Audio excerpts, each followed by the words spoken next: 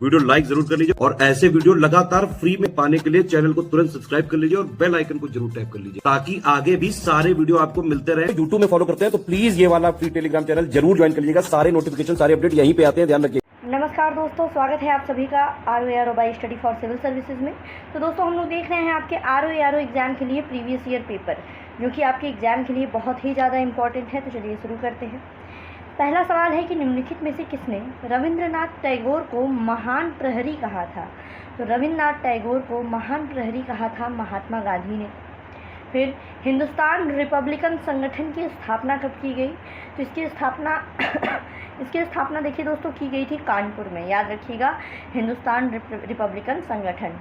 आपके एग्ज़ाम में इन सबसे बहुत सवाल पूछा जाता है, ठीक है। HSRA से भी पूछा जाता है। अब अगला जो है वो दिया गया है कथन और कारण। तो इसमें कथन दिया गया कि महात्मा गांधी द्वारा 1922 में असहयोग आंदोलन स्थगित कर दिया गया, और कारण है इसका स्थगन CR दास एवं मोतीलाल नेहरू के द्वारा विरोध किया गया था, इस स्थगन का, ठीक है। तो इसमें देखिए कारण सही नहीं दिया है, दोनों स्टेटमेंट बिल्कुल सही हैं। 1922 में स्थगन कर दिया गया था, और जो ये स्थगन किया गया था उसका CR दास और मोतीलाल नेहरू ने काफ़ी ज़्यादा विरोध भी किया था, लेकिन कारण सही नहीं है, व्याख्या सही नहीं है। आगे बढ़ते हैं।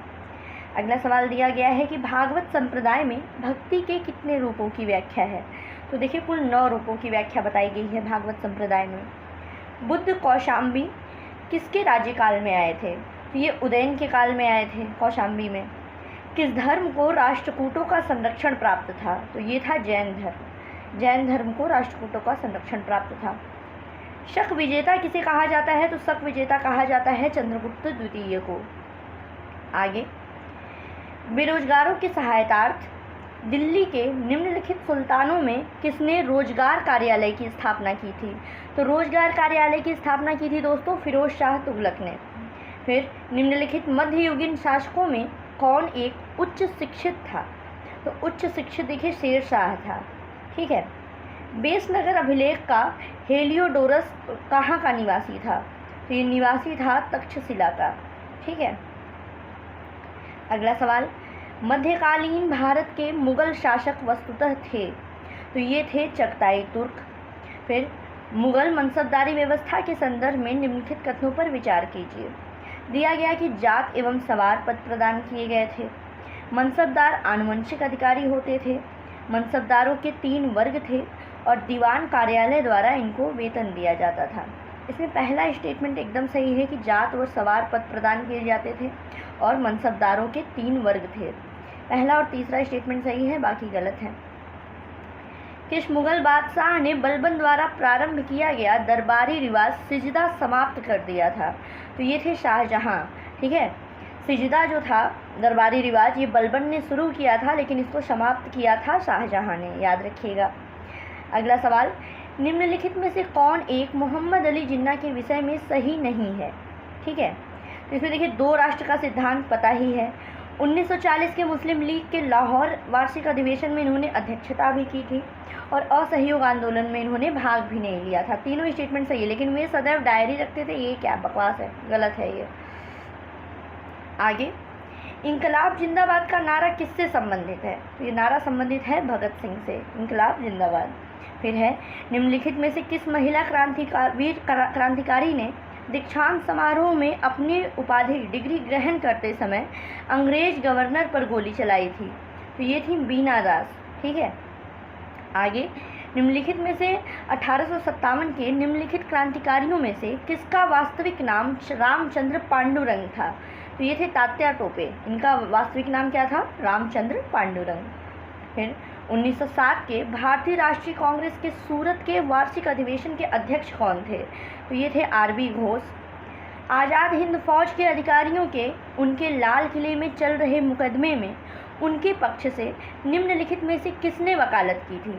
तो वो थे सर TB सप्रू।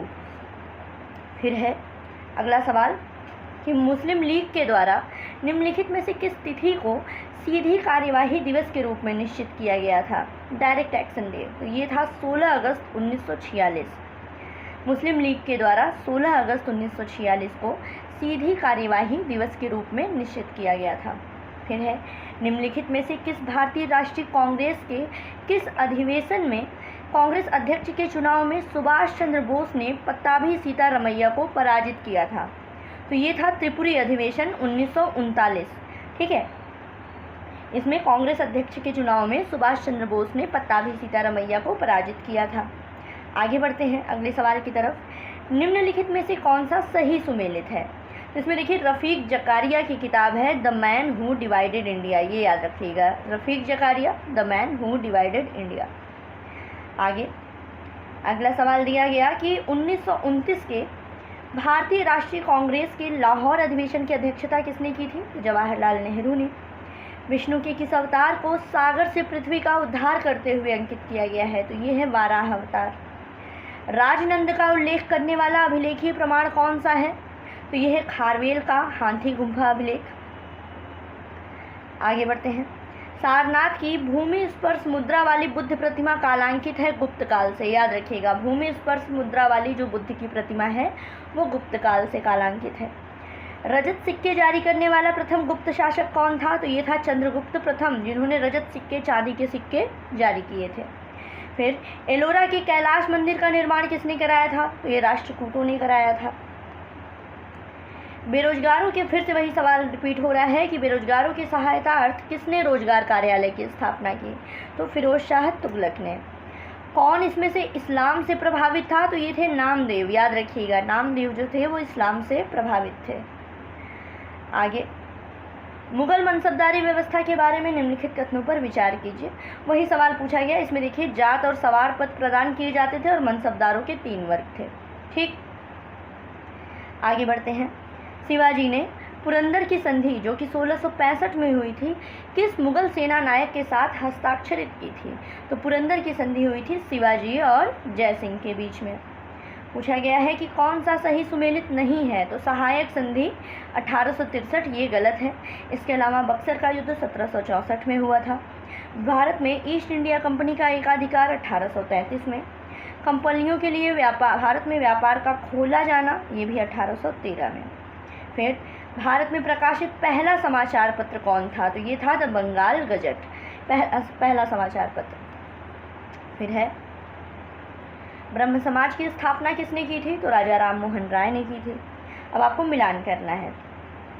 तो भारतीय परिषद अधिनियम जो 1909 का था, ये संबंधित था, इसको बोला जाता है लॉर्ड मिंटो केस से संबंधित था ये। ठीक है। भारत शासन अधिनियम 1935, ये प्रांतीय स्वायत्तता आई थी। ठीक है, डायरकी एक्ट, प्रोविंशियल लेवल। ठीक है। लखनऊ समझौता की अगर बात करें तो ये हुआ था 1916 में, और भारत शासन अधिनियम 1919 जाना जाता है द्विशासन पद्धति के लिए। आगे बढ़ते हैं। अगला सवाल दिया गया कि प्राचीन स्मारक संरक्षण अधिनियम किस गवर्नर जनरल के समय पारित हुआ था? तो ये हुआ था लॉर्ड कर्जन के समय। वीडी सावरकर द्वारा स्थापित गुप्त संगठन कौन सा था? तो ये अभिनव भारत था। लोक सेवाओं की परीक्षा इंग्लैंड तथा भारत में एक साथ करने की संस्तुति किसके द्वारा दी गई थी? तो ये था मॉन्टेग्यू चेम्सफोर्ड रिपोर्ट के द्वारा, कि लोक सेवाएं जो परीक्षा होती हैं वो इंग्लैंड और भारत में एक साथ कराई जाएं। फिर कौन सा आंदोलन है और उससे संबंधित पर्सनैलिटी कौन सी है? याद रखिए, होम रूल आंदोलन एनी बेसेंट है। बारदोली सत्याग्रह डॉक्टर सरदार वल्लभ भाई पटेल। असहयोग आंदोलन की बात करें तो महात्मा गांधी और स्वराज पार्टी का निर्माण CR दास। ठीक है। फिर है, प्रथम युद्ध के समय, विश्व युद्ध के समय राजा महेंद्र प्रताप की अध्यक्षता में भारत की अस्थायी सरकार कहाँ पर बनाई गई थी? ये बनाई गई थी अफगानिस्तान में, याद रखिएगा। कौन थे राजा? राजा महेंद्र प्रताप। फिर है अगला सवाल वही, इनकलाब जिंदाबाद का नारा किससे जुड़ा हुआ है? ये नारा जुड़ा हुआ है दोस्तों सरदार भगत सिंह से। और आखिरी सवाल आज का रहेगा कि सांप्रदायिक अधिनिर्णय की घोषणा के पश्चात निम्नलिखित में से किसे संपादित किया गया? सांप्रदायिक अधिनिर्णय के बाद हुआ था पूना समझौता। ठीक है। तो दोस्तों ये रहे कुछ आपके हिस्ट्री के PYQ। साथ ही साथ दोस्तों अब RO एग्ज़ाम में देखिए बहुत ही कम टाइम बाकी है। लास्ट टाइम रिवीजन के लिए आप स्टडी फॉर सिविल सर्विसेज का पेड ग्रुप ले सकते हैं, जहां पे आपको recorded classes, selection material, paid quiz, test series, ये सारी चीज़ें दी जाएंगी। और अगर आपको टेस्ट सीरीज़ लगाना है तो अलग से भी आप इस दिए गए नंबर पर कॉन्टैक्ट कर सकते हैं। ठीक है।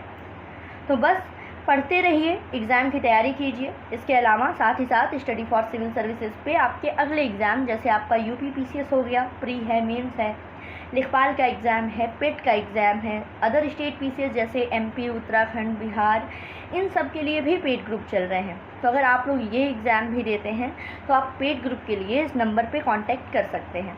तो बस पढ़ते रहिए। God bless you all. Thank you so much.